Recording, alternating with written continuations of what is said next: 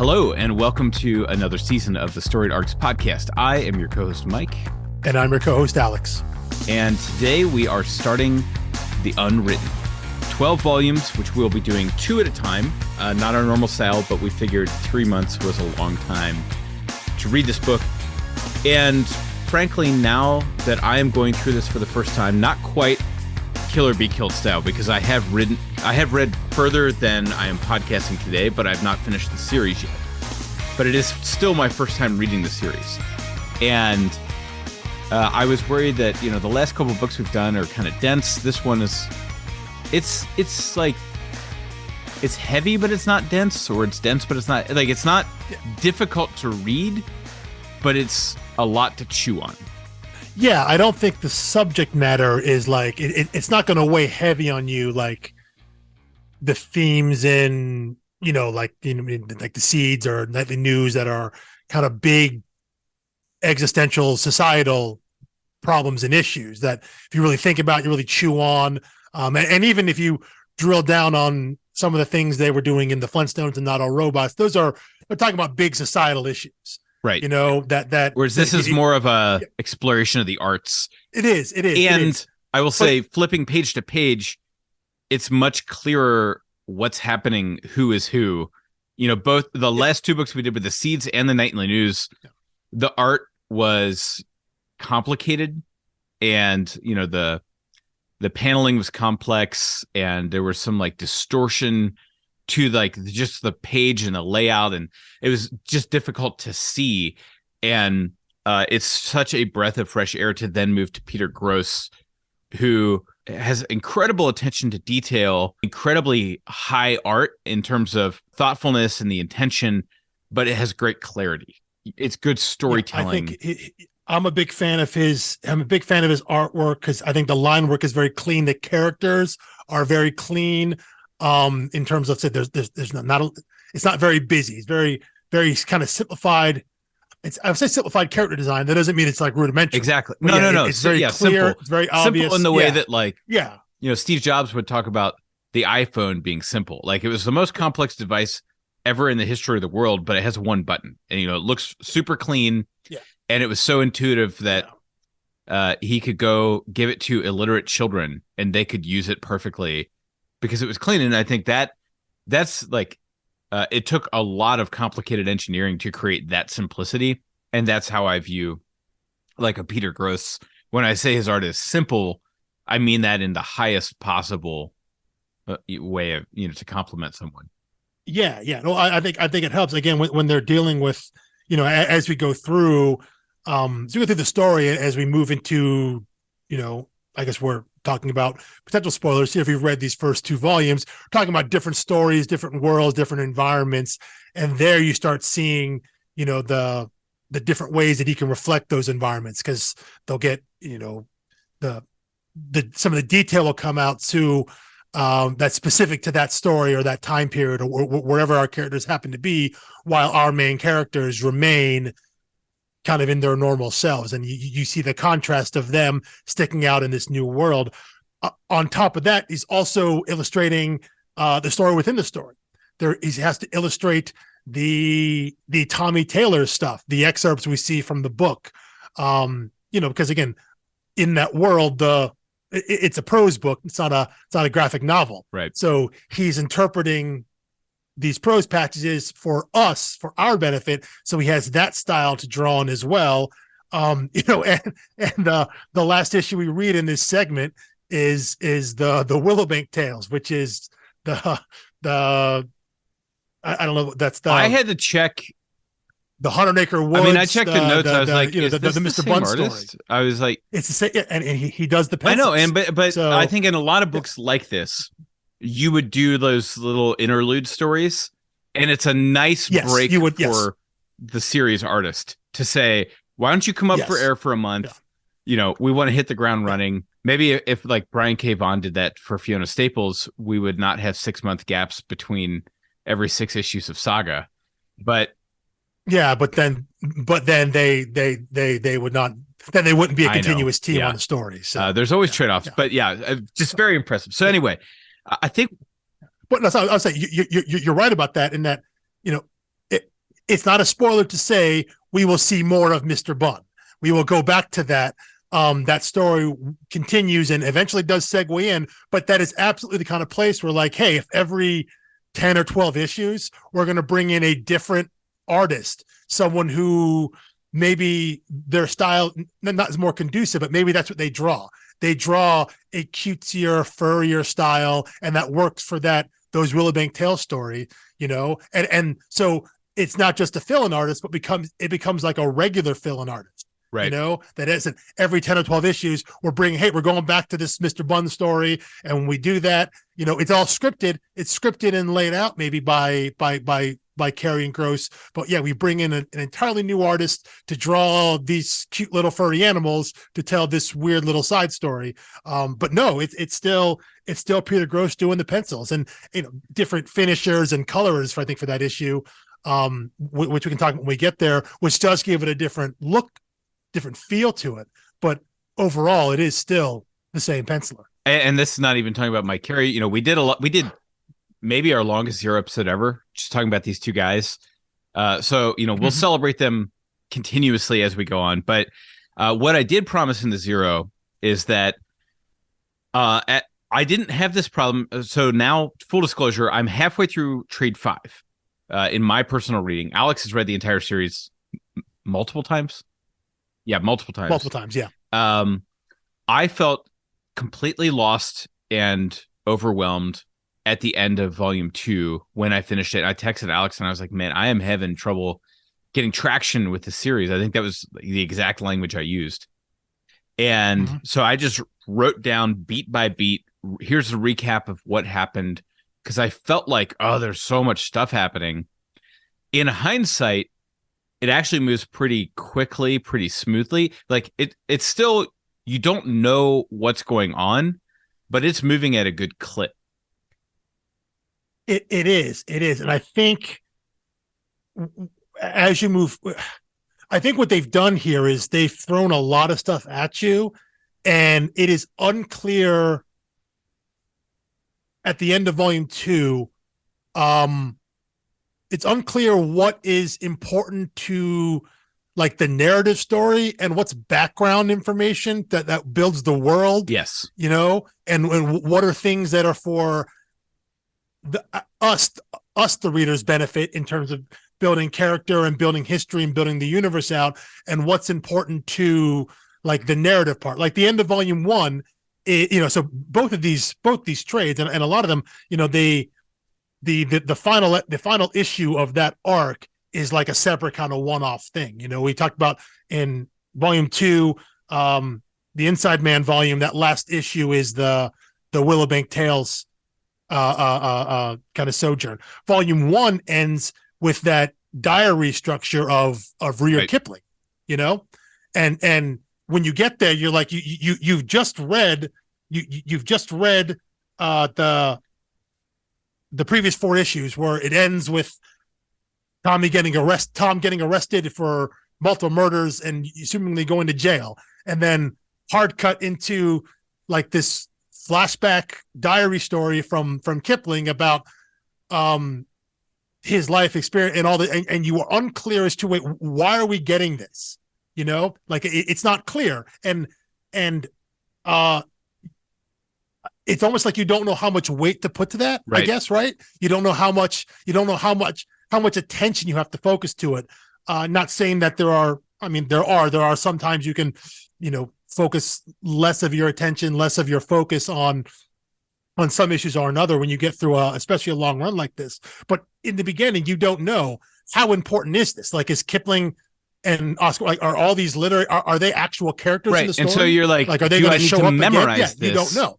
Or is this just supposed to kind of wash over me and I feel the impression of it? And my tendency is to be a memorizer and to like absorb. And I think that's right early on too, especially early on when you only have one volume. It's all you've read.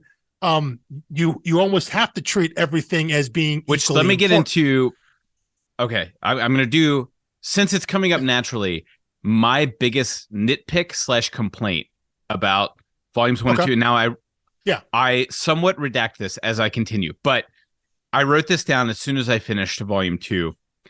And it's that in volumes 1 and 2, the expositional panels are so overwhelming, whether it is handwritten letters, page-long emails, newspapers in the background, but clearly they wrote a script for it, and there's a couple hundred words on the page, which is very unusual for comics, or the full splash pages of websites or TV news. It's a ton of reading and just a huge download of information. And again, especially when it's like internet debates and blogs, I start to see where that's going when you learn about how important the way fiction hits the zeitgeist is to the universe. But in volume 1, that has no import at all. And you're reading a story about Tom Taylor and this, the bogus identity, and then you get stuck on a page for 10 minutes, like tilting it and like reading it, and I hate that. Like, I hate breaking the flow of a reading pace. Because when I'm reading like a novel, you're moving, it's basically the same number of words per page, and you develop a rhythm. And I like that kind of rhythm, whether it is, very, very sparse. Like, I consider a fast reading clip sparse writing to be like Tom King. There's a lot to sink your teeth into, but he very rarely bogs you down with excessive wordiness. He's almost a minimalist when it comes to words, even though he's got a lot of concepts, a lot of ideas, a lot of depth to his writing.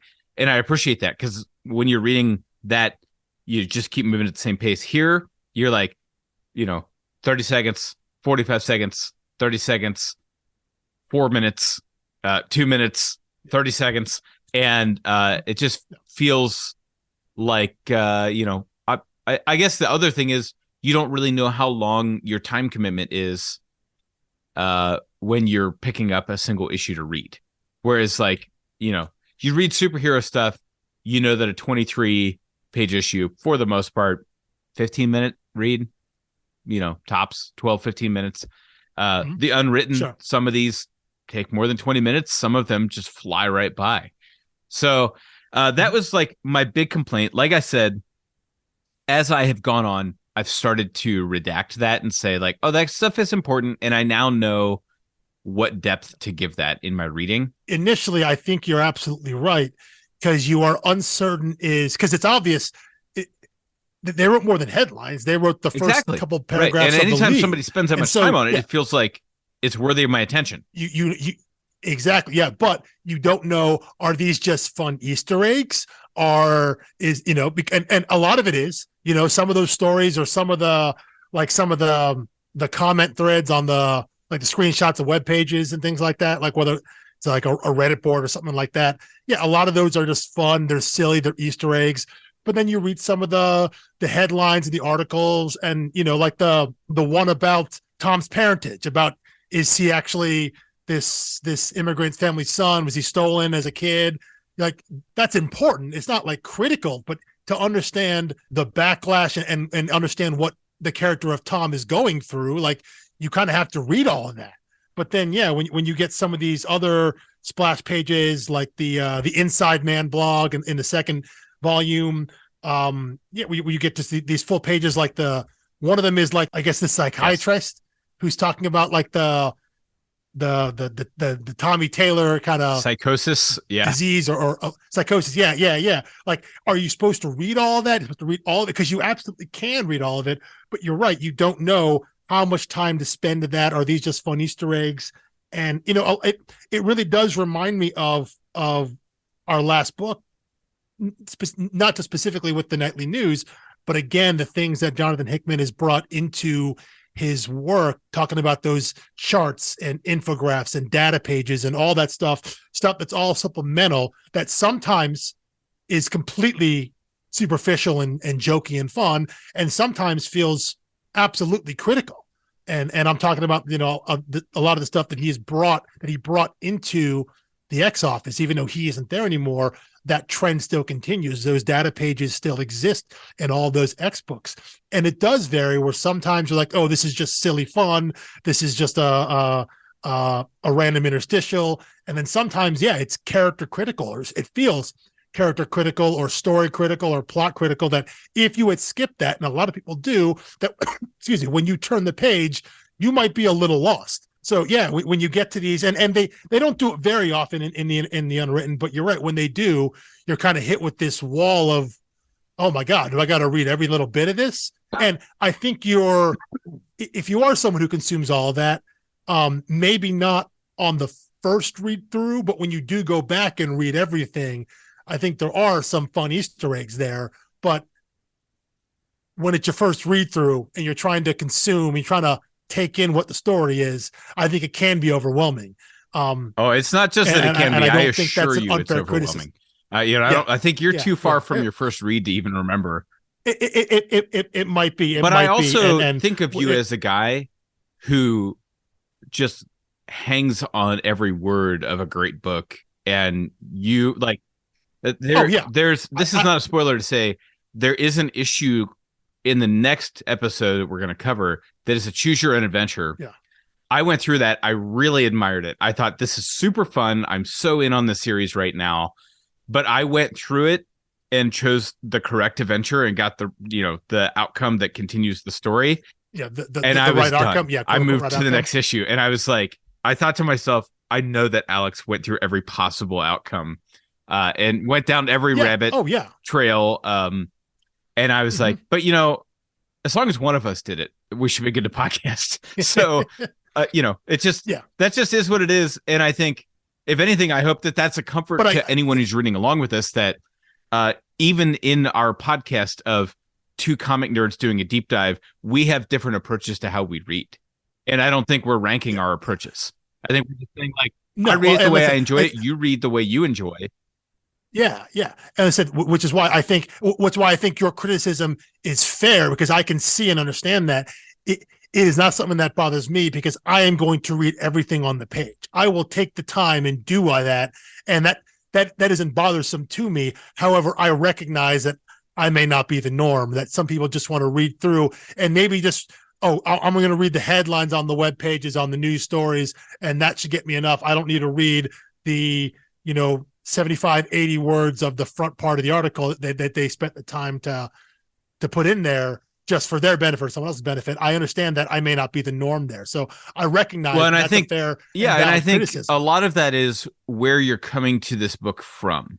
If you are a lifelong comic reader and you've done a lot of indie stories before, you're going to be more drawn to that stuff. If you're coming to this from reading superhero stuff, that's where it becomes like information overload. But if you read fantasy novels and then pick up this as your comic book, you're going to be like, oh yeah. Like if you're into Brandon Sanderson, and you read this, you're going to hang on every piece of that. Because you're used to, all of a sudden there's a map here. Right. All of a sudden there is, here's a piece of, like, here's a random song that we're going to sing. Here are the lyrics. I skip over the songs when I read Lord of the Rings. It's like a page-long poem or whatever. And I'm like, I get it. I get it. You spent a lot of time on this and you really thought it through. That doesn't make it interesting to me. But that's I know I'm throwing shade. I don't mean to. I'm just not a big Lord of the Rings fan. When I reread it, I skip the songs and all that stuff because I just want to get to the story. But the form breaks that they do here, and the panel breaks, those different pages. If you're someone who's read a lot of creator-owned independent stuff, you're going to see that more because they take chances like that. But if you're coming from big two superhero stuff, the mainstream for hire stuff, you tend to have less ability to take those kind of risks, and maybe every once in a while, maybe like a page or two, like an intro page or something like that, a title page, they'll have they'll use that like website conceit, where you can see the various different topics, and those are always fun Easter egg things, but you'll rarely see them in the story the way that Carey and Gross kind of deploy them here. That was my initial complaint which again I've softened on as I keep going. So I hope that's an encouragement. Like if you are feeling frustrated or bogged down by that, read it at whatever pace you want to. You can always, like, that's the thing, is like, this is not a Mission Impossible tape that burns as soon as you finish it. Like you can keep going at the pace you want to, and then say, you know what, maybe there was important information back there, and flip back to it after you finish the story you're on. Because that's my thing, is like, I found that they would hook my attention, and then as soon as I'm invested in a storyline, they would switch to following another character, switch to one of these splashes or something like that, as kind of a way to tease out my attention. And I don't appreciate being led around like that. Anyway, okay. So here is the quick beat by beat that I promised, and I'm sure this will open all kinds of stuff. So we opened the very first issue with the fantasy framing device of getting in the Tommy Taylor. Now we are going to be careful. I'm going to try to be careful about using Tommy versus Tom. Tom is our real life son of Wilson Taylor. Tommy is our fictional protagonist from the 13-14 books in the Tommy Taylor series. Yes. So we open with that, and all but one issue in these two trades, well, all but two issues open with that framing device. They have some piece of the fantasy story, and just as one other thing, I found that to be unnecessary confusion the first time through, because I was like, is this supposed to set how I read the fiction story, or is this just reminding me that this exists? But anyway, you have the fantasy framing every issue, but issue 1, page 1, fantasy story. Then you get Tom at Comic-Con. Then he's doing a panel. Lizzie Hexam stands up, calls his identity into question. We get to see Tom's dynamic with his agent, learn of the Tom Taylor cult, the Count, whether it's the real Count or a cosplayer Count, but when you're reading the first time through, you truly don't know.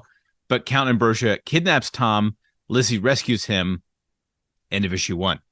That's actually a lot of stuff. Then you keep going. Tom checks out of the hospital. You see Pullman stalking him. Tom meets with Sue, his supposed mother. Then you get the staircase sequence. Then you see, kind of pull back the curtain a little bit, Pullman is standing there behind Sue, kind of manipulating her, telling her where to lead him. He goes to, how do we say this? I can't read my own handwriting. Villa Diodati? I think it's the villa. I think it's Diodati. Yeah.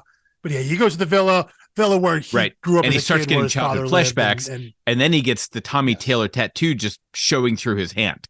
And so you start to get this impression that, something's bleeding through. Issue 3, you have not a lot happening, but you have this convention of like horror writers meeting there. That the writer workshop. Awesome. Yeah. It's just hilarious. It's so good. Now it is a pause, like a detour from the story beats that we're trying to keep up with, but it's such a fun meta commentary on writers.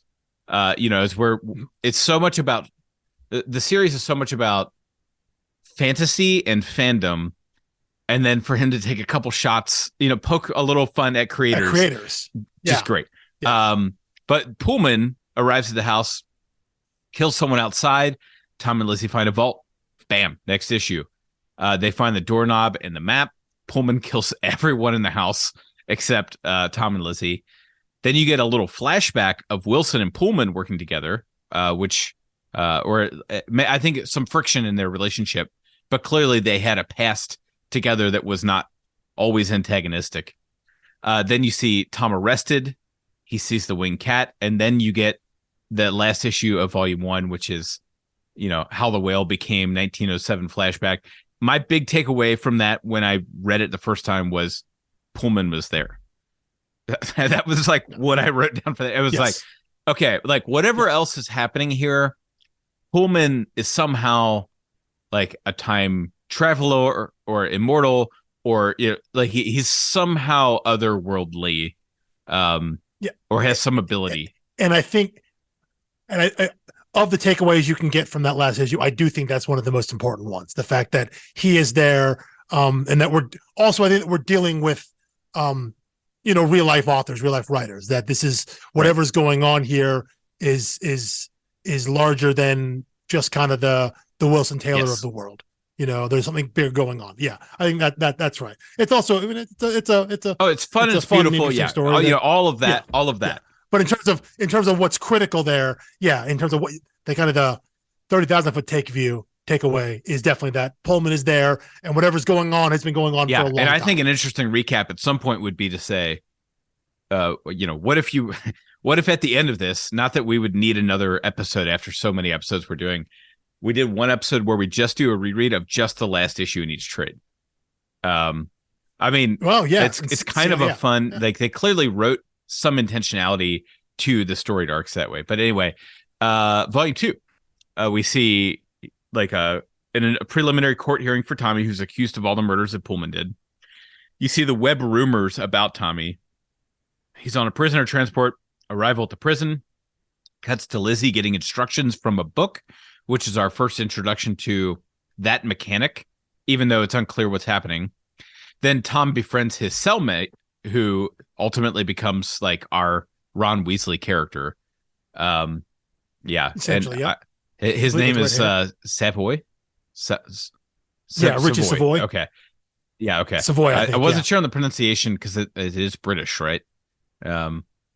Yes, I believe so. But I don't know how a Brit would say that. They're being held That's in France. true. So I'm not quite certain. Yeah. Yeah. So Tom asserts himself in prison. He like is not afraid to like rough it up and doesn't want to look weak, which honestly not a great look when you're trying to present yourself as innocent from multiple homicides. Just go into prison, start breaking people's noses, whatever.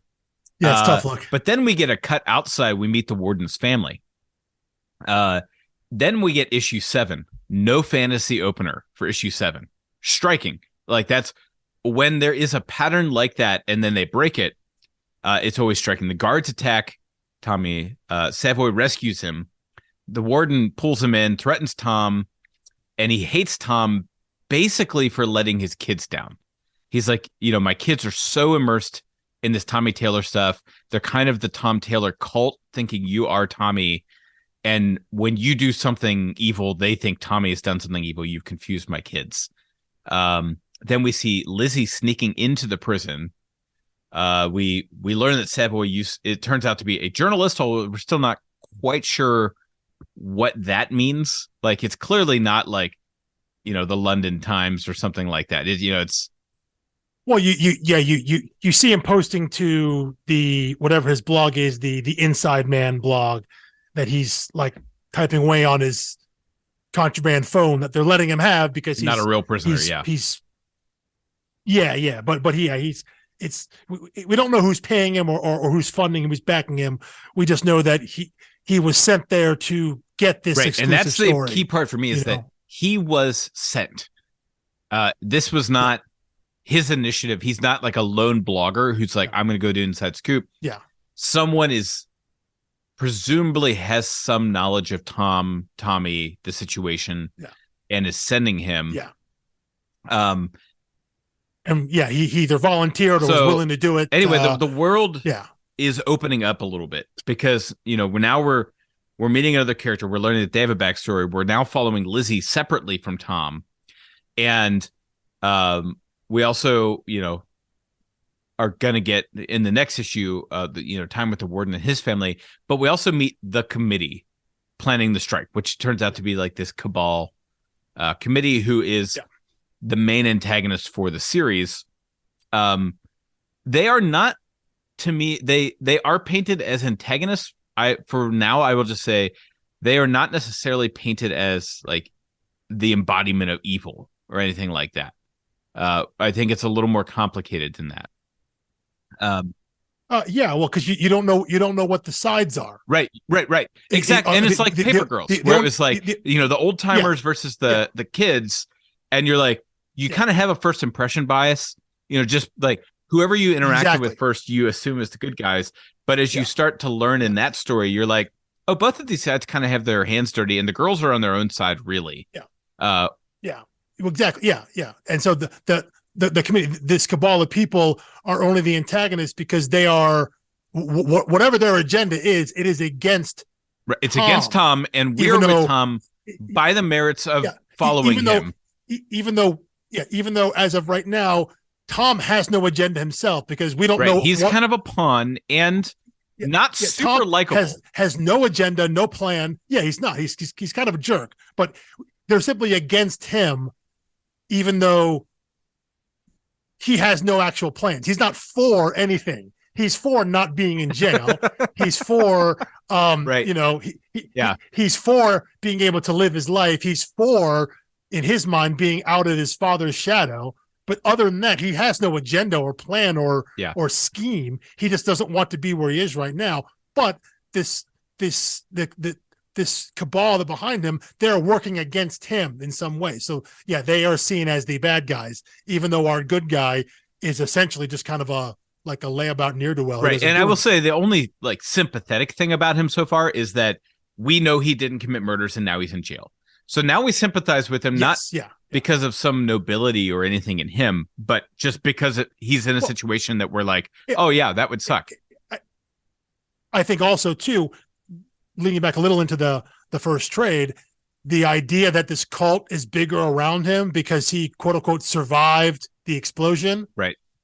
Which we know was set up by Lizzie. He was fine. He was all good. And then Lizzie knocked him out and shredded his clothes. So it looks like he, took all this damage and survived. And that led to the Tom is Tommy. So he didn't ask for that either. He explicitly does not want to be that.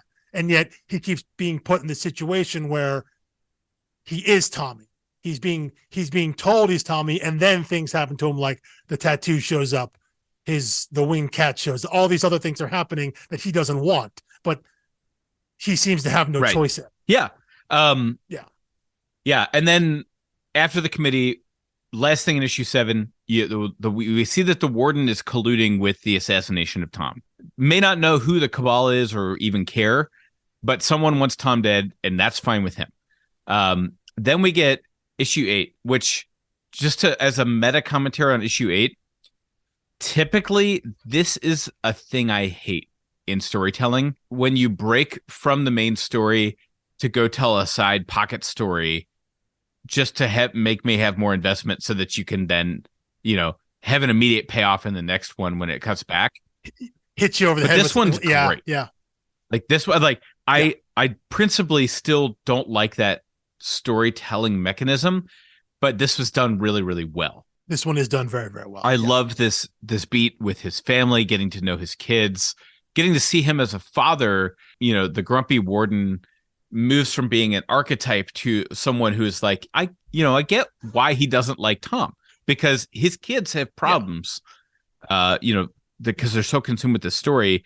And Tom has made his life very complicated. Just as a sidebar, at the same time as reading this, I was reading Chip Zdarsky's Daredevil run, the first one, and it kind of has a classic beat for the street level vigilante, which is that he becomes incarcerated, and the warden for Daredevil has basically the same relationship that Tom's warden does, except we never get a backstory on that warden or why he's like that or anything like that.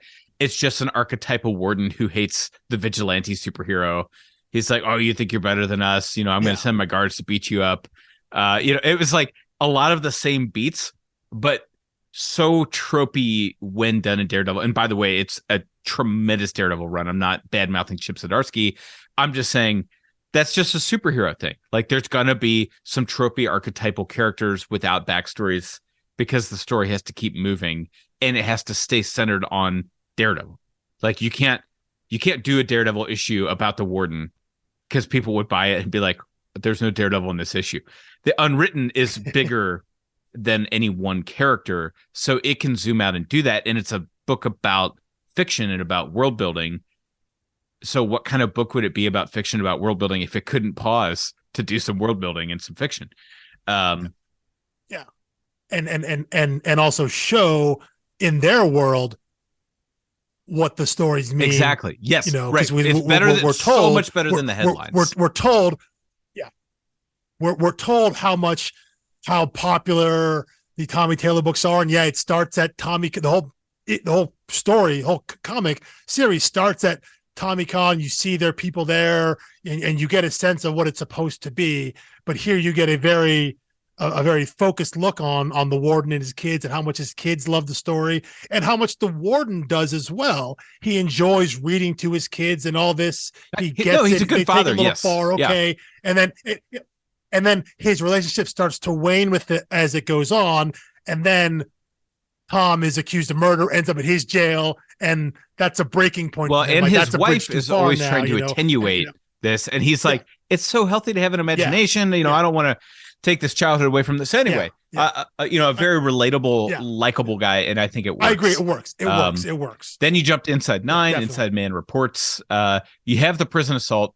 The kids die in their rescue attempt of Tommy. Yes, they were trying to rescue Tommy.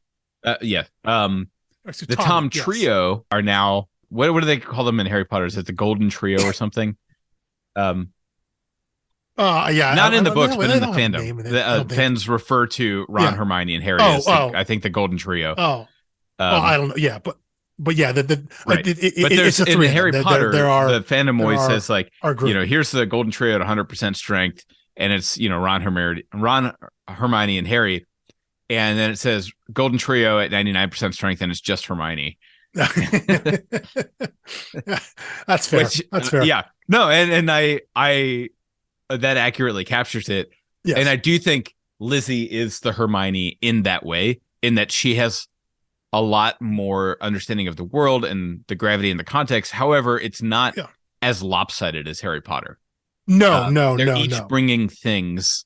And they do in Harry Potter. I'm not trying to cheapen one of my favorite stories of all time. I'm just saying, especially the Harry Potter movies, I think kind of flatten that dynamic. And it's like, oh yeah, she's the MacGuffin bag, and she can just, pull out answers and magic for everything. Yeah. Anyway, they escape in the doorknob's energy field. The warden becomes Ambrosia. Or Ambrosia infects him in some way. And I think that was one where even on the first read, I was like, okay, is Ambrosia the kind of the literary zeitgeist spirit archetype, whatever, kind of possessing him, and he physically looks the same to everyone else, but we see him as Ambrosia, or does he just now look like a totally other person? And we don't really know, but it doesn't come up again in this volume, so it's not our problem. Just noting that beat. Then finally, issue 10 is the Nasi Judsus reality. Mm-hmm. And we learn through some dialogue about concentration power. Now, that's the first straight up, tactfully delivered, but straight up expositional. Here's a concrete thing about this world building for the series that you can latch onto. Yes. And I've got to say, if I was reading this monthly and that came at the end of 1 year of reading one chapter per month, that's a long wait. Reading 2 trades, it's like, oh, good. Okay. This is happening. Yeah. It's not going to be just a veil of mysteries this whole time. Yeah. So anyway, eventually, that whole story plays out. Tom gets shot, they escape, but we kind of leave it, we don't know exactly, what happened there, other than we get some rough impressions of, okay, there is some traveling ability in different fictions and different realities and the concentration power. Then feeling pretty invested in that story. Go to issue 11. Well, 10 and 11 are the Jid Sui story. Are they? Okay. I had 11 as the Polly Brucker. That's 12, but 10 and 11 are that story. And what we get, you're right, we get the exposition of the concentration power, and it's almost like the idea of like manifesting. You believe this thing is going to be real, but we see that Tom has some ability. What's the phrase that they use? They called it a canker, right? Like a canker sore. Like this world, this version of a Nazi controlled world is like spiraling out of control, and that it could like solidify and take over. But Tom has some ability, he finds, to heal that and kind of course correct it, like right. That. So he's starting to uncover that he does have some ability that maybe the doorknob is a magical object apparently that can only he use or whoever can use, but he apparently can start channeling something. There is something special and different about him,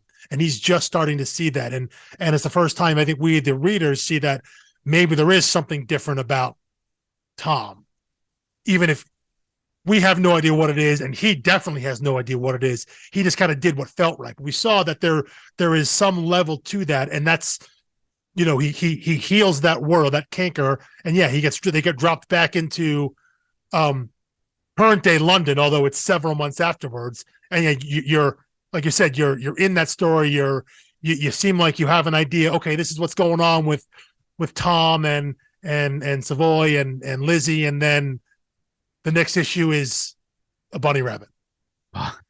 Which I will say, so my only notes for it, Polly Brucker tries to escape his imprisonment from Wilson Taylor, who has imprisoned him. And we learn that bad things don't go away. They just get hidden. Yeah. So nothing is deleted from like its literary existence, but it can get like buried and obscured. Get shunted away to the side. Yeah. Yes. Yeah. And I will say the Polly Brucker one, again, feels like a thing that I would normally be like, why are you doing this? Why are you pulling us away from the story right after you get us interested? But it was my favorite issue. And I will say I there is language in that issue that has not aged super well. And I don't mean the profanity. They're just insults used that I don't think you would use if you wrote it in 2023. It's not great. Yeah. Yeah. And I'm reading this with my 2006 glasses on, or whatever year this was. And I'm like, that word was like right at the end of its circulation. Yeah. Or it might be more than one word. But there are some in there that you're it like, was harsh language, and it's meant to be like, you don't like this. You're not cheering for this bunny.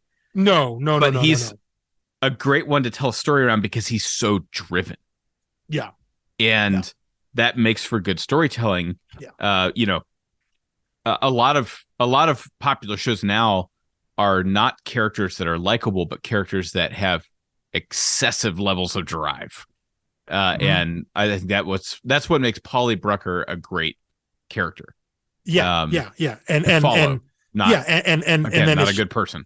No, but it's the juxtaposition of you have a sense of who this person is or was, again, by the specific language that he uses. And you're not supposed to cheer for this guy, but you can picture this guy.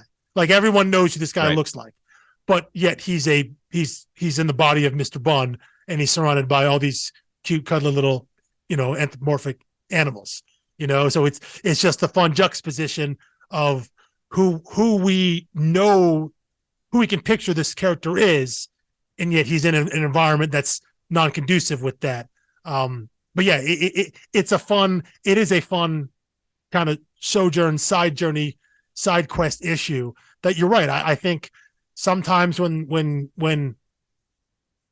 creators do that, it can be like, oh, what are we wasting an issue on? Because it sometimes feels like a waste of an issue, but I think reading in trade, in collected form, knowing that, okay, that's issue 12, and then we've got all these other ones afterwards, and that probably wasn't a one-off, so we're probably coming back to that, but that's the kind of assurance you have when you can see a story when it's completed or in collected form versus month to month, and you're like, what the hell was that?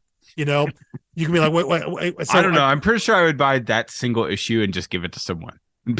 It does kind of work. It is a funny story if you assume there's no context to it. It's fun to read. But the problem is when it's issue 12 of your reading of the story, you assume everything has context. Everything has to matter, and you have no idea what that is.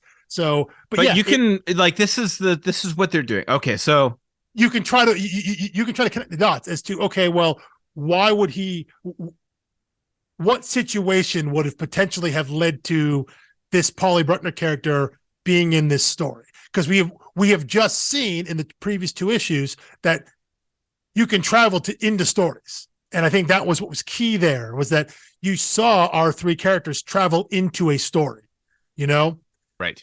So it isn't just the magical doorknob that takes them into it's not like the anywhere key. If you've read Lock and Key, you can open a door to any place in your world.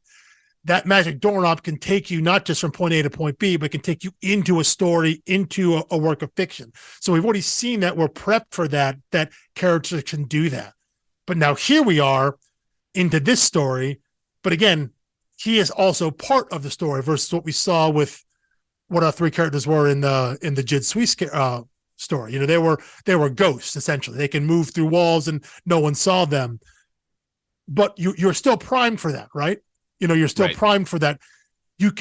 Someone from outside the world, from our world, we'll say, from the real world, can be dropped into a story. So if you're primed for that in the right way, you start thinking of, this has to have relevance somehow, right? It can't be a total one-off. Okay, if I accept that it has to have relevance, what's the most logical way? How could this connect back to what our main story is? And so if you have that mindset, you can see that it isn't.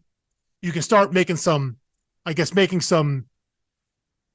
logic leaps or try making some connective tissue in there of like, how could this come back to, how can this circle around back to our main story? How does this play into the larger narrative? And you can start seeing how it's not a total random one-off.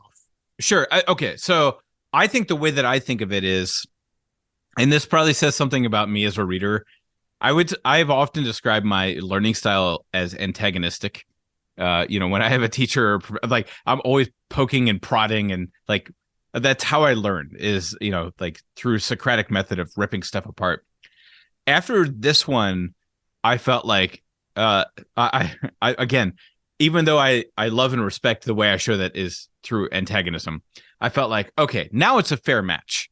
Like you've now left enough breadcrumbs here that I can start to piece some stuff together between the Jutsus and the Polly Brucker. I'm like, okay, and we see Lizzie corresponding with Wilson through a book. Yes. It's like, okay, so Wilson has some power to communicate through all these different stories. We know Pullman has a similar ability, having existed in these different timelines, different stories. Tommy can now transport through different fictions and things like that. Polly has been bland, but Tom can. Yes. Tom can. Polly has been banished from one of these stories, and it's like, okay, now we've got enough pieces on the board that I can form theories. At the end of Volume 1, there was not enough stuff to theorize with as a fan. You were just like, please, sir, may I have some more? Right? You were like an Oliver Twist with your little bowl of porridge extended out to Mike Carey. Like, please give me enough to put a story together in my head, so that I have, like, give me some shelves or hooks on the wall that I can hang data on, so that I can like build out a closet of all the information you're giving. Because like, it felt like Volume 1 was a pile of clean laundry with no dresser, no closet, no hooks, no hangers. It was like, here's a bunch of stuff, just leave it on the floor. And now we're like, but okay, I follow. I've used that. Someone used that to great effect. I'm using a hackneyed version of it. But Volume 2, like when you're world building, it's like, okay, well, now we're going to hang this like crossbar, and here's some hangers. So yeah, start hanging those things there. Here's a sock drawer. So like now you can put the socks over here when you get that information. And it's like, we're building out a full wardrobe. He's going to keep bringing stuff into the story faster than we can build the place to put it. But at least we've got some framework starting to emerge. And I think that's why this discussion works 2 trades at a time. Because if we had stopped after Volume 1, the discussion, the focus would have been on, based on the information we've been given and shown, is just the connection between Tom and Tommy.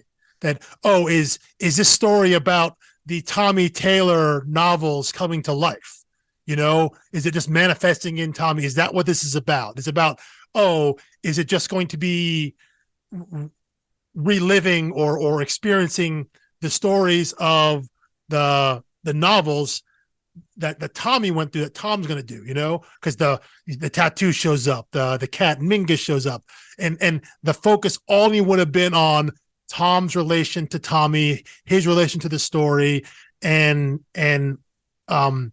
just a very narrow view of I think what they're overall trying to do, what the book tries to talk about with story and storytelling, and that opens up in the second volume by going by seeing, like you mentioned, Lizzie, her communication with Wilson, by them using the doorknob to go into a story, them going into that story and interacting and experiencing with it and understanding and learning about how they could even be there and what that means. And again, the idea of this the concentrated focus kind of thing. And then we get the Polly Bruckner stuff and the Willowwoods and all that. You see that it's more than just Tom becoming Tommy and his relationship with that. That's a Tom thing. His deal of having to deal with his identity and the public thinking he is or isn't Tom or Tommy or whatnot. That's a personal thing for him. But what we, the reader, are seeing the world build out is much bigger than that. We're seeing how this relates to all stories and the influence of all stories have on the world, and the effect that Tom could have in them and with them, both in our world and in those stories specifically. So yeah, the world opens up so much more to what I think Carey and Gross actually want to present, you know, and that opens up in the second volume, and said we wouldn't have had any of that if you just stop and talk about the end of those first 5 issues. You know, after he gets arrested, you know, it's such a limited presentation of what it's groundwork. It's necessary groundwork, because the relationship that Tom has with Tommy is important, but that's not what the book is like actually really about. And that's what they want to build on. You know, it's so much more, but you need that foundation. So you got to start with that. But again, if we don't have volume 2 to discuss, all we're talking about is Tom's relationship to the story, to the fictional version of himself, or trying to figure out, you know, if Ambrosia's real and if the kidnapping, you know, and it's like, okay. You know, what is all that? Yeah. Lizzie is going to be the Sue character, but then, okay, who's the Peter character? Who's the other person supposed to be? Because obviously we don't even meet Savoy until the second arc, you know? So you're starting to play, we would have played kind of a connect the dots 1-to-1 with Tom and Tommy versus seeing all these other pieces that you described on the board there and seeing, wait, there's a much different game going on here than the one they presented after those first 5 issues. Yeah.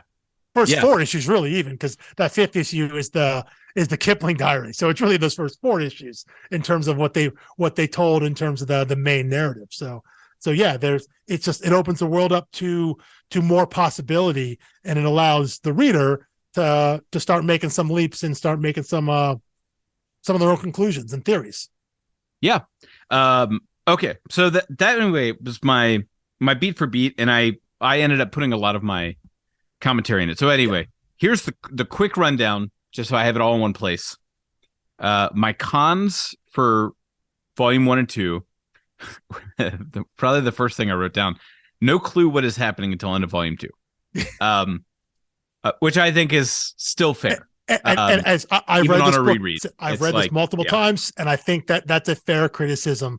That's a fair critique. That it is, you have to be willing to be along for the ride to get to the point where you have some understanding, even the littlest understanding of the world they're trying to build. But that you have to commit. I think that is what they're asking you to do.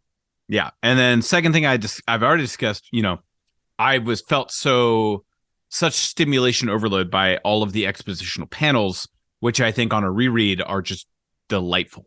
But on a first take, it's just so unclear what information you need, what information you don't, whatever. I also had written that I found the fantasy framing of each issue to be confusing because felt like it was priming me to read, like, is this foreshadowing the story I'm about to read, or is this random information, or is this foreshadowing the characters I'm about to meet?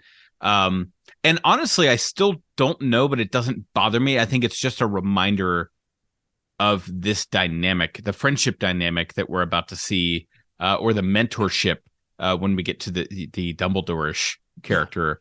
Yeah, I think I think it was the latter of what you said. It's less about foreshadowing the action of, oh, they're going to mimic these things that we read in the story, whether it's like the Tommy Taylor story, or, you know, there is a section there where at the writer's workshop where we get a scene out of Frankenstein, you know, but it's less about, I think it's less, you can be rest assured that's less about the, oh, here's the action we're seeing, and more about relationship, more about here's the vibe we're going for, here are the characters we're going to meet. And it may not be a one-to-one analog, you know, it's not like, oh, here's where Tommy is meeting, the Dumbledore figure, meaning that Tom is going to meet the exact mentor figure. It's not total one-to-one. And that would make Ambrosia the Voldemort figure. And no, this is that's bad. Not 100%, but I think it is meant to prime you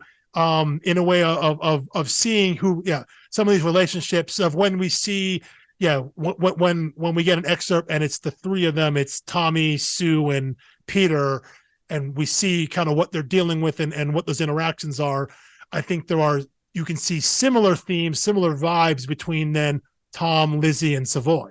You know, you can kind of see that it's not meant to be one-to-one. It's not meant to be a direct analog, but I think that's what it's meant to prime. If it's priming you for anything, it's priming you for that, to get a sense of that there is some relationship between Tom and Tommy and these actions and these people, but it's not meant to be direct correlation, you know? Yeah.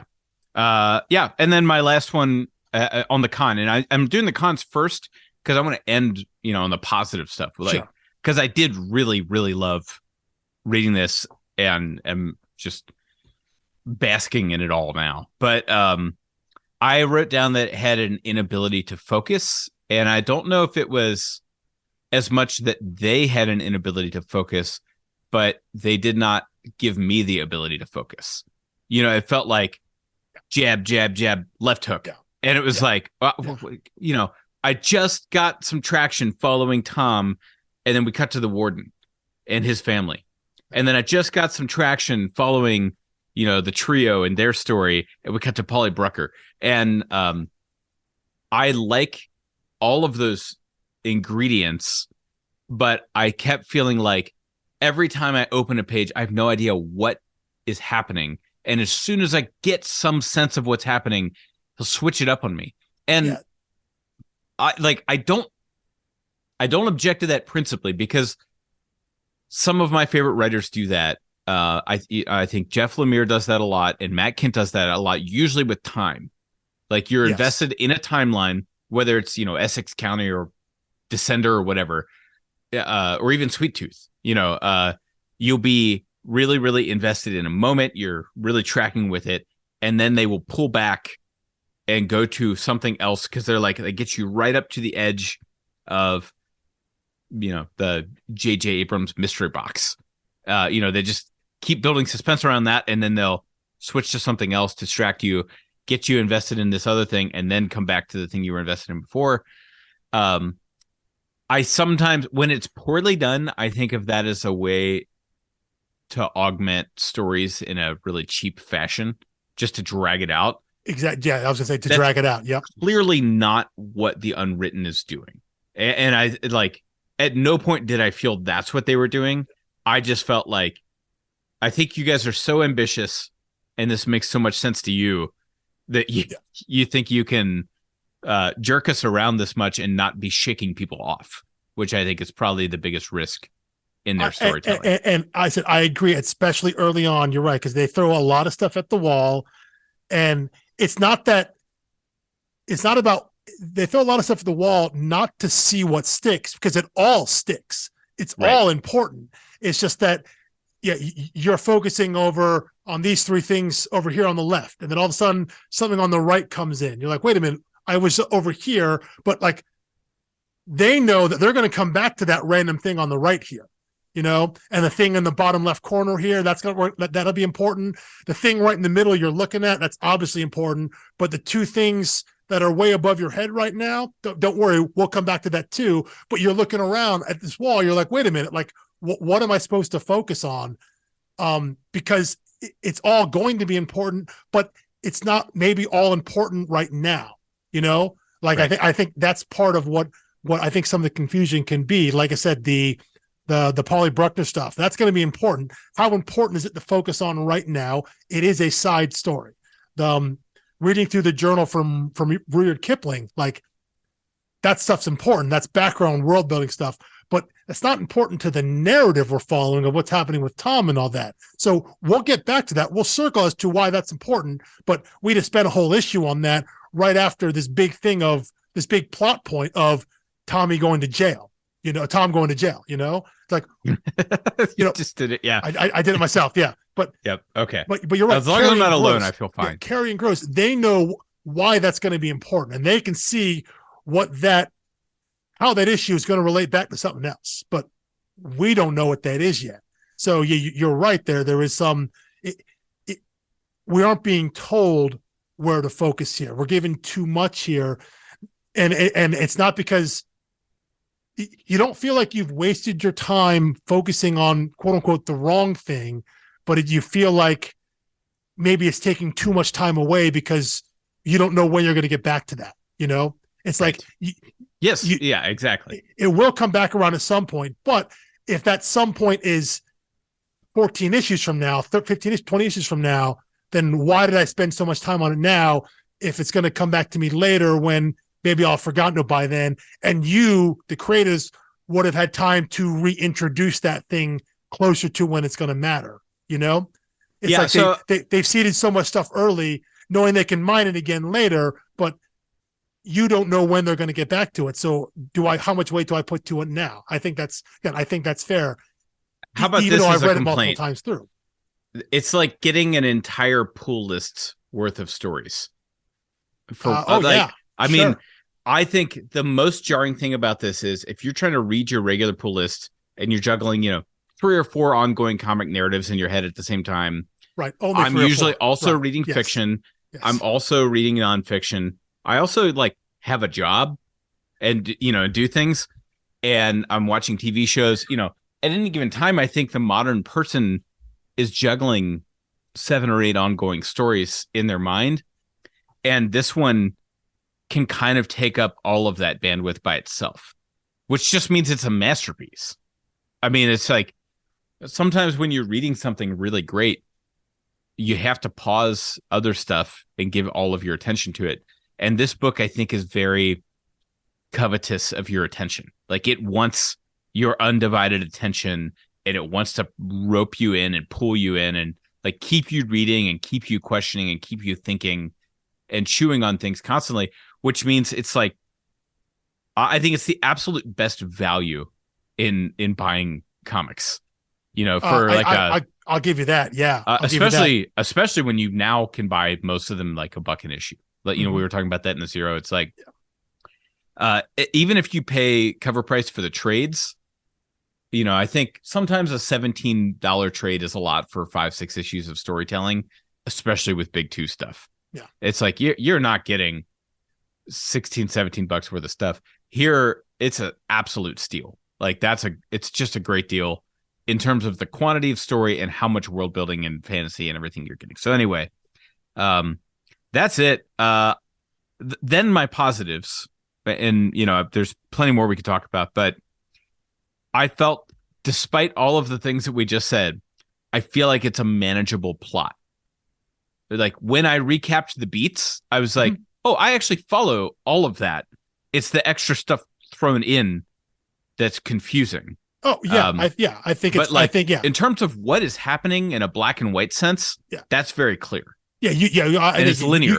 You can follow. Yeah, Tom's story is very beat by beat. There's no, which means if nothing else, you have that to cling on to. Yeah, and even when they go into a story, into this Judd Sweet's world, you still get you've seen the doorknob work in some way. So okay, there's some level of magic here. That didn't come out of nowhere. Oh, now we're just in a story. So yeah, you can follow Tom even through these magical and fantastical situations and settings, but you can still follow his story beat to beat. Yeah, that is, I will agree. That is very clear. So you're right. That is as an anchor, I think works. And anchor number 2, it's a relatively small cast. I mean, yeah, definitely. It gets a little bigger, but like if someone is just, there for a conversation or an interaction, but we don't even get a name for some of these characters because it doesn't matter. Like I couldn't tell you right now. I'm sure it comes up. I couldn't tell you Tom's agent's name, and it doesn't matter. We're not going to follow him. Maybe he comes back later. I don't really care. The important thing is that Tom, Lizzie, Savoy by the end of this, and Pullman. Yeah. And who Wilson is. And exactly. You the idea of Wilson Taylor is there. Yeah. Right. And it's like for 2 trades, that's not a lot. Yeah. I know like other stories. I feel like there are sometimes 12 to 20 characters that will emerge in 12 issues worth of comics. And I found in a lot of cases, like reading Saga, for instance, it's like, okay, well, you have the robot, your main family that you're following, you have the robots, then you get these journalists, and each time they're introducing something, it's like, well, is this going to stick, or, we're just getting this for an issue or something like that. And it feels like it just keeps expanding and it keeps getting bigger. While the world keeps growing, the Unwritten's cast stays pretty focused. And I think that helps you navigate it. And the fact that none of them know what's happening, it's not like we're in the dark by ourselves. Yeah. We're on the same page as Tom. Yeah. And Tom doesn't make any great secret leaps in his head that we don't know about. Even though it's not a first-person narration, we are privy to the same information as Tom. Yeah. Oh, I think that's one thing I like about the story presentation is that when we're in Tom's story, there is no first-person narration box. There is no thing inside his head. We get a little bit like when we get we get Savoy's like Inside Man blog commentary of narrating stuff, but that's you can understand that as that's someone reading the story, like the aftermath story. But yeah, as things are happening, you're right. We don't get that text box of Tom speaking in the first person, like, this is what I'm thinking, this is what he means. Oh, this is what I'm supposed to do. Yeah, it's all expository in that way. And I think it help for the reader that everyone knows we're all learning things at the same time. You're right. He's not keeping things to himself. And even though Lizzie has some level of greater understanding, like he's not, she can communicate with Wilson in some way, but yeah, Tom and Richie, they're all learning this. They're playing it as they, playing it by ear as they go. They're figuring this all out as they go. It's almost like they don't know what they're supposed to do. Really, all Lizzie's advanced knowledge, extra knowledge is more about like how it's supposed to be done, right? Like how they're supposed to approach it, but like the actual what she may not know. The actual mission. It's kind of a little bit like starting out in book 7 of Harry Potter. A little bit, like, yeah. As soon as they leave the Weasley's house, they're like, we know broad strokes, like what needs to be done. Yeah. But we don't know where to go. We don't know how to get there. Yeah, there's no instruction manual. And if we get there, maybe Hermione probably knows what to do if we got there to like point A. How do we get to point A? Once we're at point A, we got to do something. We think we know what to do when we get there, but we don't know how to get there. Which I think would make once this story gets going, I think it now Tom Taylor's whole journey can be classified as an odyssey. And I don't know if that remains true, through volume 9 and it's still the Tom Taylor Odyssey. I tend to think it is. But it's this unstructured journey of like lots of twists and turns and bends in the story, but there is this ultimate home that he's seeking. There's an end he's got to get to. Yeah. Yeah. I think that makes sense from the literary standpoint as well. My thing is like literarily, it's not sure to me if this is the type of story where Tom Taylor has to die and stay dead. Basically, I'm like the probability with this type of story that he will die is actually like pretty good. No, I think that's fair. Yeah, whether that's a death that sticks or is permanent. And again, also because I think while we understand some of the mechanics of how this world works, by the end of book 2, we still don't know what his journey is. We know that apparently Wilson his father had been training him for something that he didn't even know what it is. And Lizzie kind of reinforces that, no, we need this map because this is the thing we have to do. But he doesn't even know what that thing is. He just got to use the map, use the doorknob. We got to go into these stories. Who are we fighting against? He doesn't even know what the stakes are of what he's dealing with.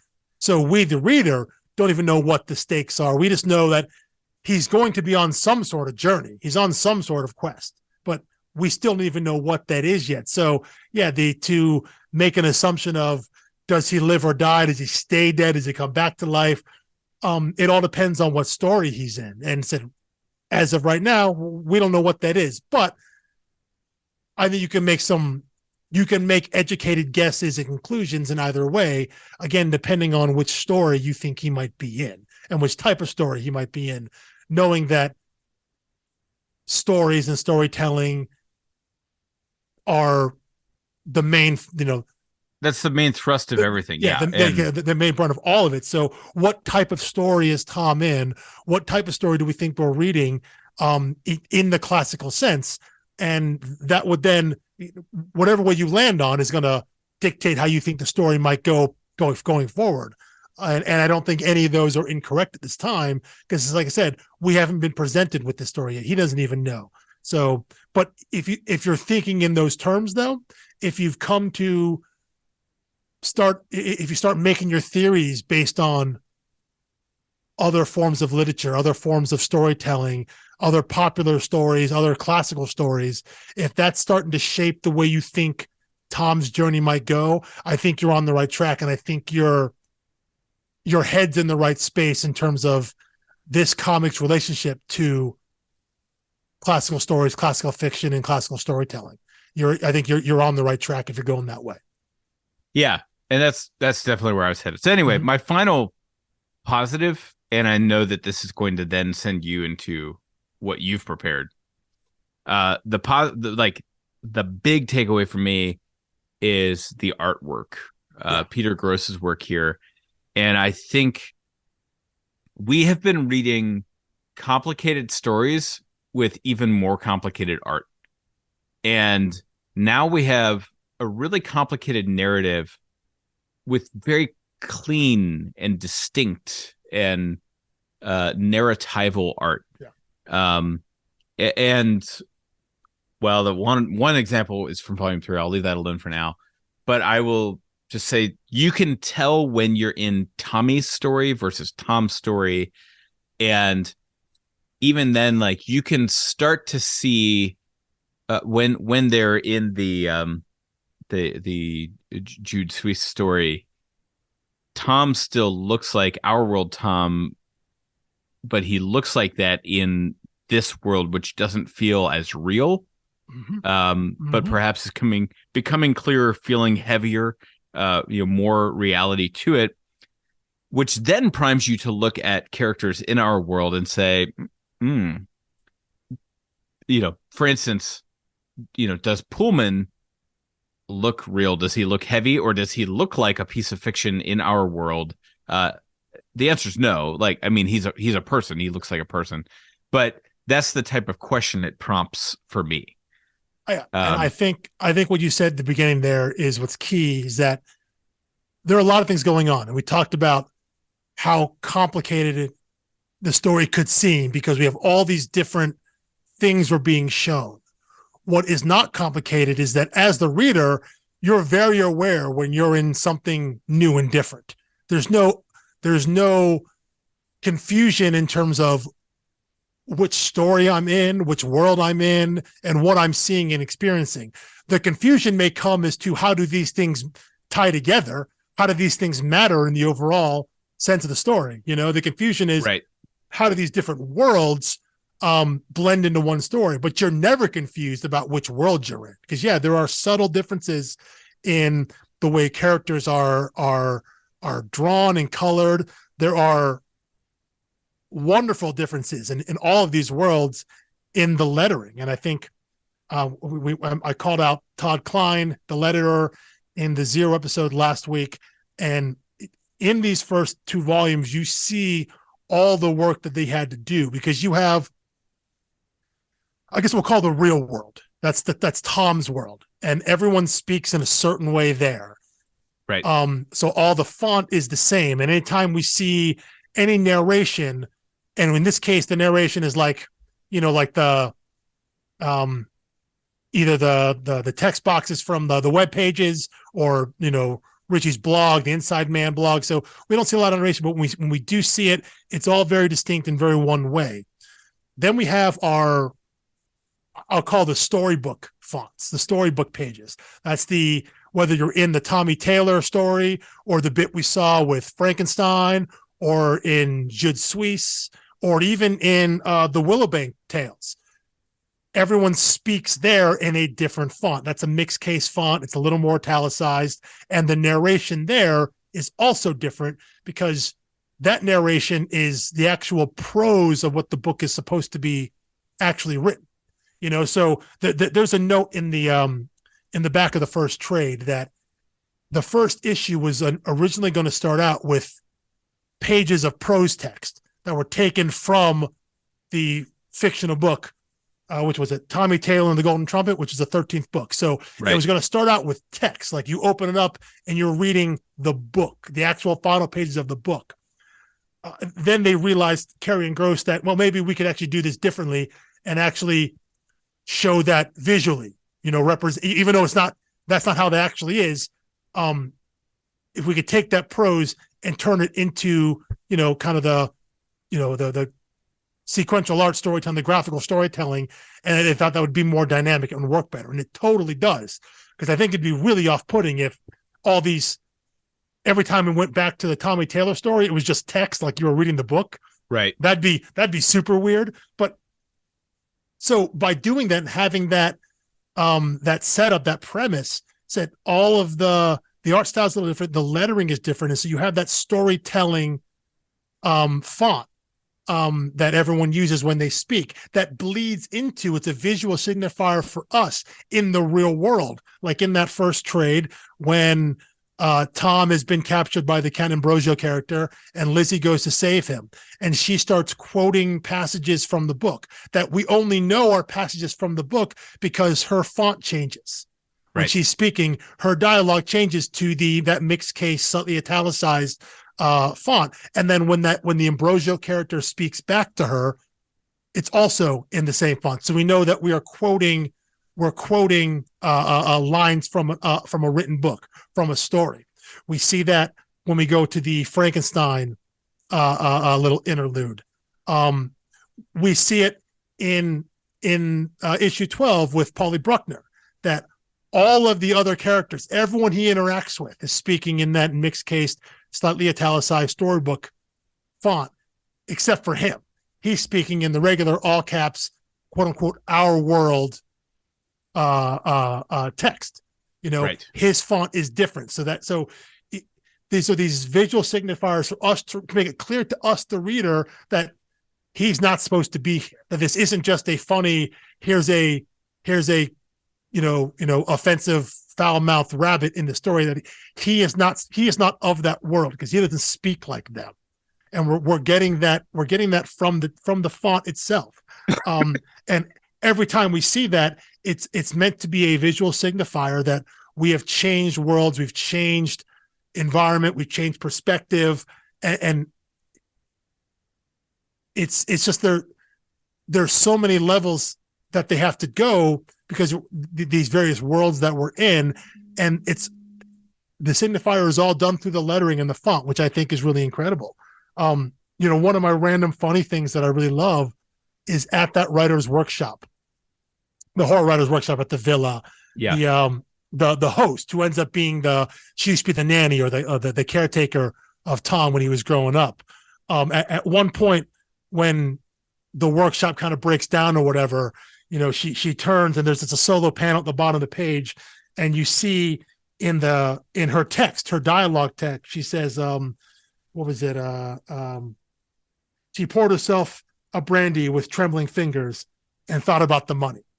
But right, that's in the quote unquote storybook font, as if she's narrating her life, which is a trope. People do that. It's a funny thing to do. But because they switched the font there, again, that's just a visual gag for the reader that this is quote unquote a written thing, because she's quoting something she's writing, even though it's just her talking about pouring herself a drink because these people are insufferable. But for them to switch the font type to the storybook version, right. I think is just that's just a fun Easter egg for the reader, and shows an attention to detail. Yes, I was going to say it's not just a fun detail, because I think it proves like this stuff is worth paying attention to. Yes. It's showing, and it shows we're trying to help you, right? It's like, pay attention to these little like fonts and things like that, because we're on your side as the reader. Like we want you to get this, and we're gonna do everything we can. Another one I was on that same line there is, anytime someone says Tommy Taylor, but it's written in blue, when it's kind of bold and in blue, you see that a couple times early on in terms of like when they're invoking Tommy Taylor, like capital T kind of thing. Not just referring to Tom Taylor as Tommy. Oh, you guys are saying blah, blah. No.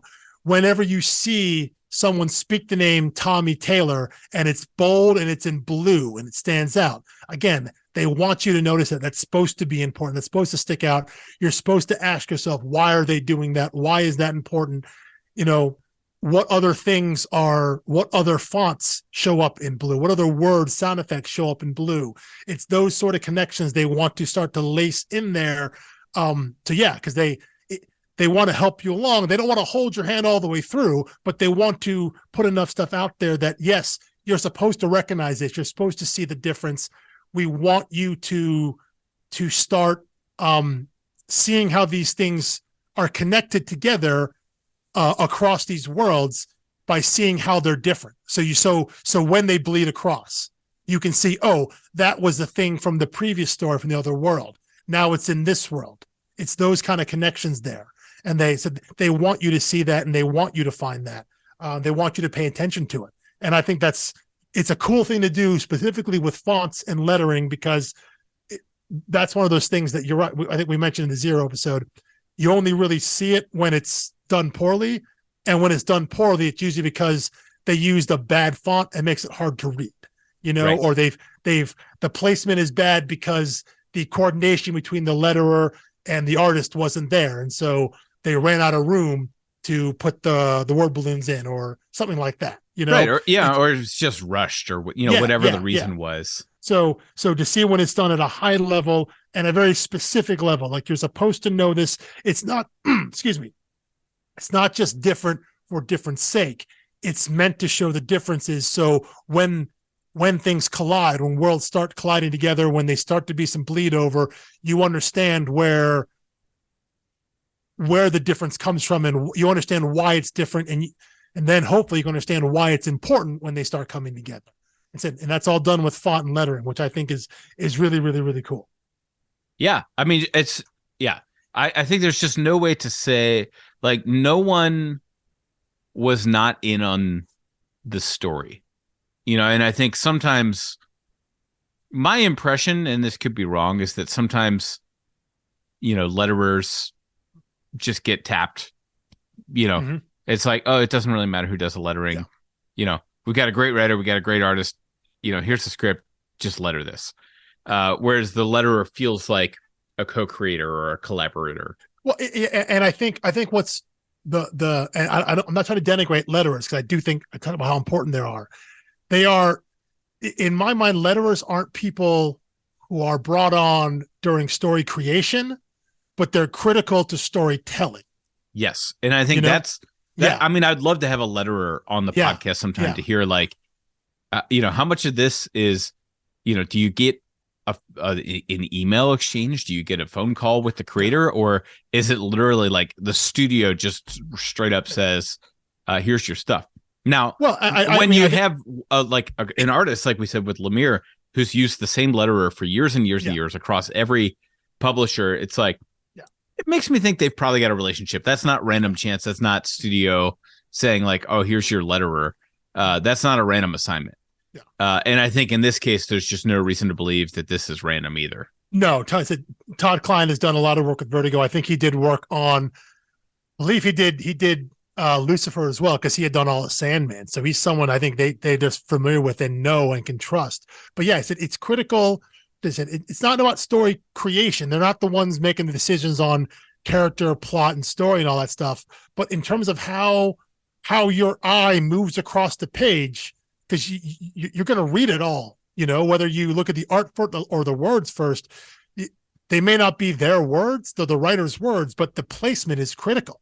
How your eye moves across the page, down and across the page, is often dictated by the word balloons or the narration boxes or anything like that. So how you consume the story is dependent largely on where the letters are and how the letters are presented, how the actual font is. Because if it's hard to read, if it's like I said, the some of the Kipling journal is written in like this cursive, like this old school cursive stuff, that can be harder to read. So you're reading it a lot slower. So that naturally slows you down as you're reading across a page. And so how that text is written across, whether it's written in a lot of that's written in kind of long horizontal lines. So your eyes are going across the page, left to right, as opposed to maybe quick, short dialogue boxes that move you up and down, top to bottom to a page, kind of primarily. So all of that stuff factors into how we consume the story. And those are decisions that are you hope are made, with intention, that are with intention of the entire team of, I'm giving you a page of, here's the script. These are all these words, or here are so few words on a page. And you're trusting that the artist is going to leave the right space for the letterer, and the letterer is going to choose the right boxes, dialogue shapes, the right fonts, that it's all going to flow together so that when you, the reader, have it in your hand and your eye moves across the page to take in all the information, it's going to feel seamless. And you're going to feel like you've gotten everything you need to get before you move on the next page. And you're going to get all the information, all the words, all the action in the background, all the foreground, whatever it is, you're going to get all the information all at once. And you're not going to think about the specific mechanics of how you got that information, unless you sit and drill down with it like I try to do now. But when you're reading a story the first time, it should be seamless. That information should come automatically if it's done, if it's being done correctly. And I think the Unwritten is an example of how that works when it works well, that you're not recognizing, oh, here's a different font, I must be in a different world now. Which world am I in? You're not thinking that consciously. You just know when you see that page, oh, I'm now in a story world. Oh, I'm now back in the real world with Tom. You can see it automatically. Oh, wait a minute. What's this cursive writing? I'm in something completely different now. I'm in a new setting, which happens to be a personal journal of somebody. So just seeing these things automatically transports you, and it sets your mind into what you can expect from this next set of pages, where all these letters look the same. Yeah. I've been scrolling through it digitally as you've been talking, and, even the way that volume 2 opens with this medieval story. Oh yeah. Mm-hmm. I don't think that font is used again anywhere else, except interspersed as you see some bleed through into Tom's prison. Occasionally you'll see some like chainmail or something, bleeding between panels, and a little bit of medieval text with the medieval font. It's just so I mean, distinct. And then the Inside Man Reports has its own font, which is like, a computer typed font. Yeah. And you can see what Savoy's written in his blog or in his entry or whatever. So I'm looking real quick here. The font that they use in that medieval story, I think it's the same. It might be the same as, the opening of issue 1, when it's a lot of the text from the Tommy Taylor story, not the dialogue text, but the prose text that you would be reading, like the descriptive text. I think it's the same, or maybe it's a little more italicized. Regardless, though, I think that the point is there is a font for dialogue in a storybook, and then I think there's a font for the prose, the narration in the storybook. Those are different fonts, and those are only used in those worlds. You're right, though, except when there's bleed over into the real world, and that's meant to signify this is something from the storybook world. Right. But yeah, they make them distinct, and they only use them in certain cases, again, to be that signifier to us, the reader on the outside, that pay attention to this. You're not just seeing things. This is meant to be intentional. It's meant to be bleed over. It's meant to evoke that story, that short story you read early on a couple issues ago, about the crusading knight there, or it's meant to evoke that page that we saw, that random page that started the issue from a Tommy Taylor book. Right. It's meant to be that bleed through is intentional, and you're supposed to notice it. Yeah. And so it's just on every front a masterful use of the medium. Yes. Like I end up talking about this a lot because we're in an era where so many comics are being adapted. And I think of, when Alan Moore thinks of his comic adaptations, which is, a regurgitated pile of worms or whatever he said about the idea of adapting Watchmen. He didn't even see the product. He just said that's what it is. Yeah. And he is a creator who I think gets it. It's like, if I wanted to write, a miniseries or a movie or something, I would have written that. But I chose to write a comic because comics have the means to tell this story the way it should be told. And I think some comic writers do write as TV movie bait, or adapt this later. And looking at you, Mark Millar.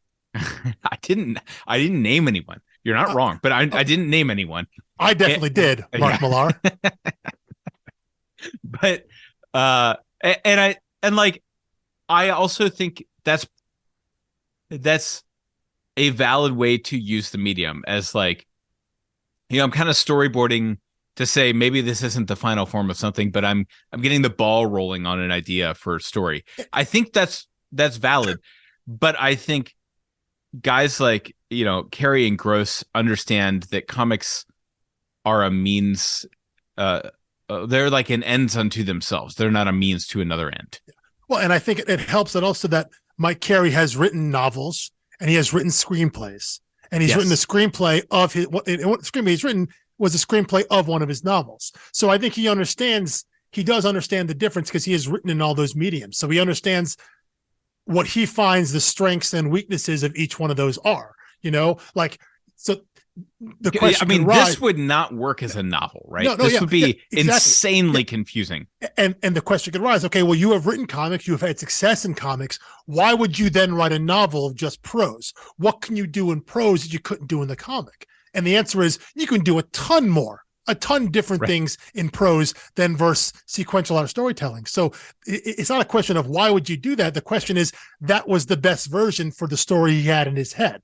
So yeah, I think I trust someone a little more about honoring the medium they're in when they've worked in other mediums, because I'm sure he could have told right, it's not the law of instrument. I know there are people who write novels that maybe have an itch to write a movie but don't know how to write a script. They only know how to write out a book. So they'll write a book and hope somebody comes alongside and works with them. Yeah. Yes, I have an immense respect for someone who has demonstrated competence in all of these areas, definitely. and still makes deliberate choices Yeah. of, I'm going to do this. Well, and also, I'm not a fan of a creator who creates a comic solely to get it sold, have the rights be sold to be adapted. On the flip side, I do not begrudge any comic creator who then sells the rights to their book, even though it wasn't the intent. Yeah, because right. I didn't mean that. No, I know you did, but I wanted to clarify that. And then, if you're a comic creator, especially if it's independent creator owned stuff, you sell those rights, you own that. So if that goes and that hits and that makes money, you have made money. Congratulations, go get paid. Never going to fault anybody from that. I do think for me it is the idea of I'm going to create this for the sole purpose of selling it because I know people are buying comic book properties. When that's the intent, that's what I don't like. And that's why I don't read Mark Millar very much, or if at all. And it's interesting to me, and I'll just say one thing I learned in 2022 is the manga shop that opened by my house. I was talking to the owner there, and her background is in film. She used to run an independent film theater, and she switched to manga. And she said, I didn't really know much about manga. I just knew there was some need for a dedicated shop in Cincinnati, and I had friends that were into it. So I basically went into it. And she said, I like it because it's basically just storyboarding for, and as a comic reader, I cringed. I was like, no, I was like, it's a medium unto itself. It seems like that's actually a pretty accurate read of manga. Like, I don't think anyone's, for the most part, it seems like no one's end game in writing at least modern manga is not to at least have an anime adaptation. Like, a lot of this stuff is going straight to like an anime adaptation, even as like the books are barely ahead of the anime. Like, they're in such a hurry to crank out anime, and that's when you wrote a successful manga, is when it gets made into anime. And then it gets uber successful when like Netflix buys it and wants to do a live adaptation. The West comes in and makes a live adaptation, right? That everyone that they hates. Botch horribly, but you got paid, so it doesn't matter. So it seems like that's a big distinction between comics and manga. And and comics are frequently penciled, inked, colored, lettered, different people. Manga tends to be one single person, just penciling or inking and lettering themselves, and they just go through it a lot. And also, apparently, a lot of them live terrible lives. It's similar to how comic creators were back in the 50s and 60s and all that, when you could have one artist who's like, how did Jack Kirby put out 19 books this week? Well, it's because he worked, 75 hours a day and just lived at his drawing board. But I do think, and people can probably correct us if we're something wrong there, but my understanding of, the industry, the connection between anime and manga is a lot closer. So that they're more simpatico than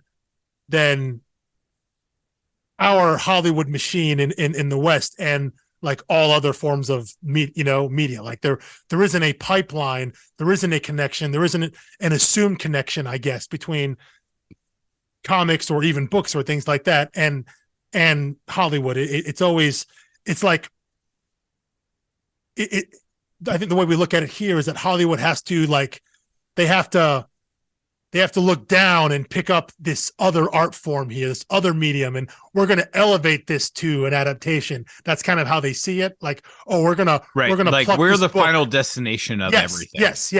We're going to pluck this book, or we're going to pluck this comic, or hell, we're going to pluck this magazine article. We're going to turn this into something great. We're going to turn, so we're going to turn this story into, like, they see themselves at the higher form that they have, that they would deign to reach down and do you a favor. I'm going to do you a favor by taking your story that, forget if it's sold however million copies, it doesn't matter. We're going to make you into a prestige television show or a movie now, or something like that. So there's less of a meeting of the minds there. But going back to what you said, starting off this bit of segment here, I agree. This would be a wild story to try and adapt. I mean, I don't even know. And not even adapt, but like what we were saying initially, I can't imagine the even initial thinking about it. conception or Yeah, production yeah, happening in any other way. Like this had to be a comic, and you would have to cheapen it or shave off some dimension of it to do it any other way. And like I have never experienced. I'm a big Audible user. I know that they do audio adaptations of graphic novels, and I always think, what the hell are those? Like I've never listened to one. I'm like, how could it possibly be good? I'm not gonna lie. The ones I've listened to, because of the production they put into them. So the ones I've listened to two.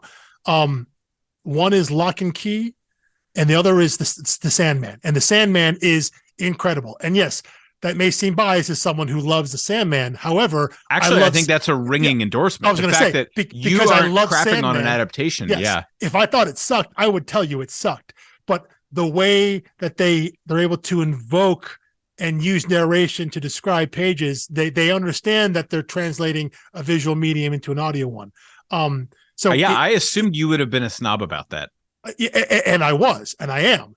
And I think the Audible Sandman adaptations are incredible, like absolutely unbelievable. They are phenomenal. But yeah,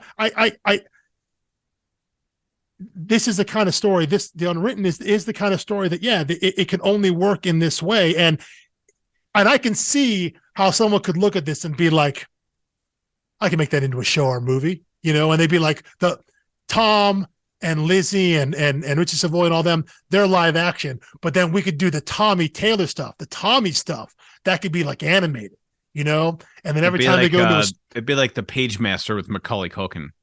Yeah. So I could see them. I could see how someone would want to start turning the wheels on it. But even if it were good, you would lose so much of the, I'm going to call it the fat, but I don't think it's excessive, but it would be so trimmed down. It'd be so streamlined. I think about the adaptations of fantasy stories of this ilk, even just like Harry Potter. They made the decision of like Harry's stories we're going to follow on the movies. And if it doesn't track with Harry's story, we're going to lose it. We're going to trim all the side stories up, even if it's good story, if it's good character building, if it's not the main, we got the one main narrative lane, and that's what we're going to focus on. And the stuff that we're going to include is the stuff that is directly relevant to that. And I could see someone having to make that kind of choice with this story as well.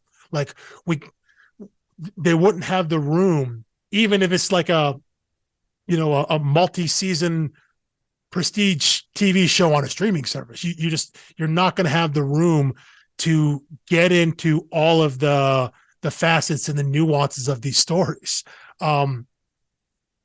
It would be a lesser version of it. Not saying it wouldn't be good and it wouldn't be entertaining, but yeah, you can just see how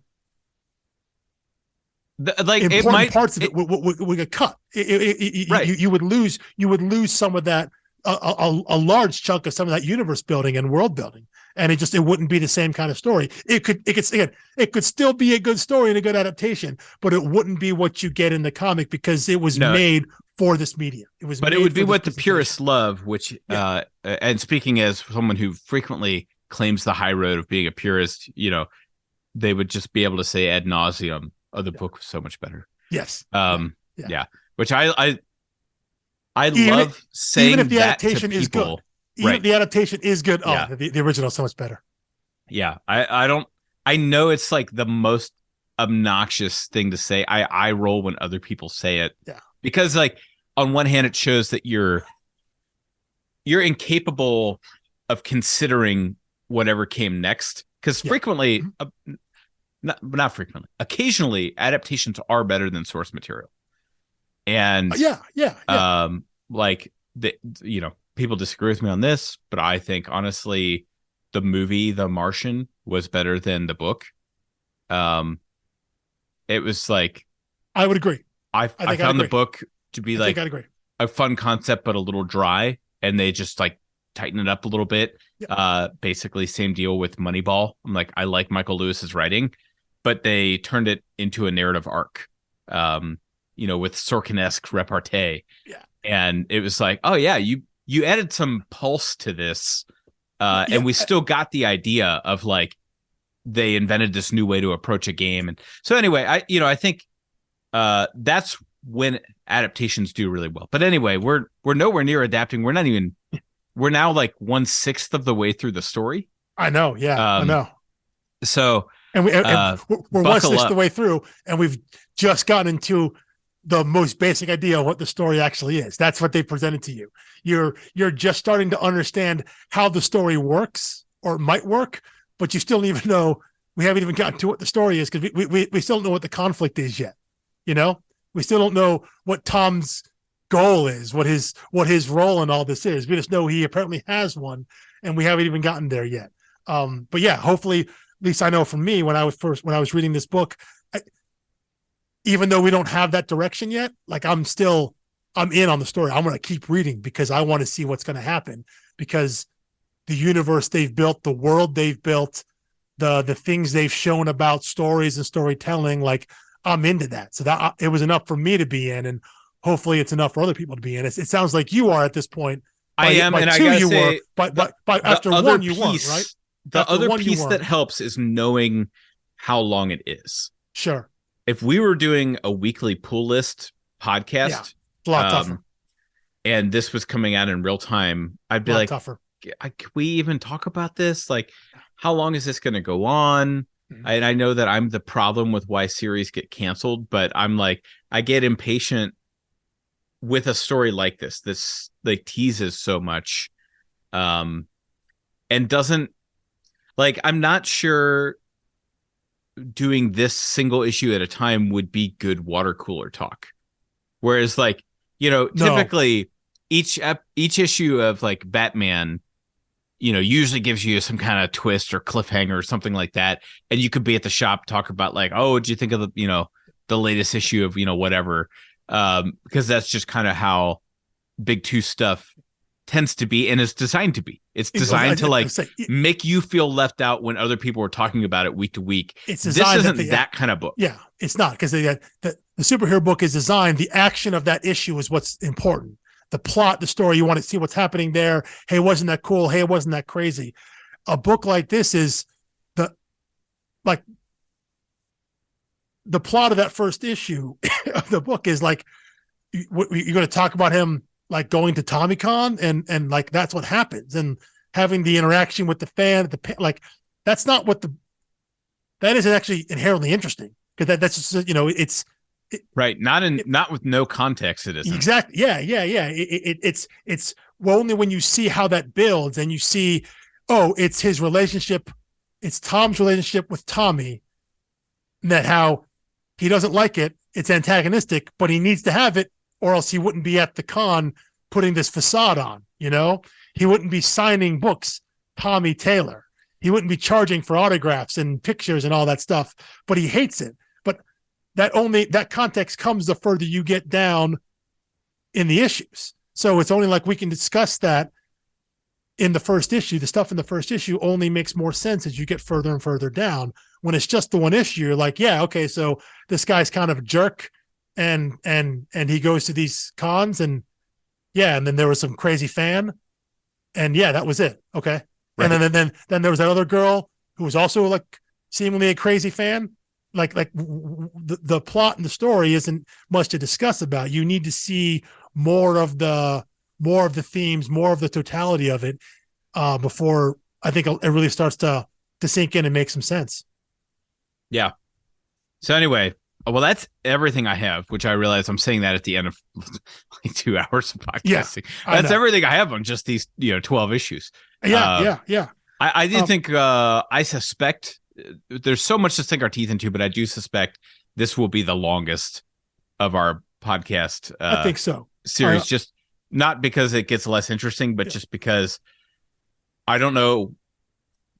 I think we'll be able to restrain ourselves from just falling all over ourselves adoring Peter Gross's work every single week. We'll try. And there'll be less on how important the lettering is, because hopefully by then you'll understand that it's inherent in the story. So yeah. So anyway, well, that's all I have. Thank you so much for listening. Grab volumes 3 and 4, and please, at least for volume 3, there's an issue in there you are going to want to read in physical form. I'll put it. We'll have it in the description of this episode because I don't have it on hand. I want to say it's 1718. It's the Lizzie Hexam. I think it's backstory issue. I think it's 17. I think it's issue 17. Yeah, 17. You do not want to read that digitally. It's very cumbersome.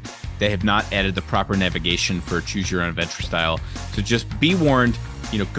Go to your comic shop, dig through a bargain bin or a back issue bin, find that single issue and buy it, or get the trade from the library, even if you're reading digitally on Comixology or whatever.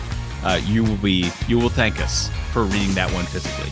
It is significantly easier to navigate. And it's just a great issue. Like if you're gonna own one from this series, that's the one. Because I'm sure you've read a Choose Your Own Adventure book before, if you're out there listening, but seeing it in a comic form and seeing the way it can work that way, cool. is very cool and very different. Definitely. Thank you for listening. We will see you next week for the Unwritten Volumes 3 and 4. Thanks for listening. Peace.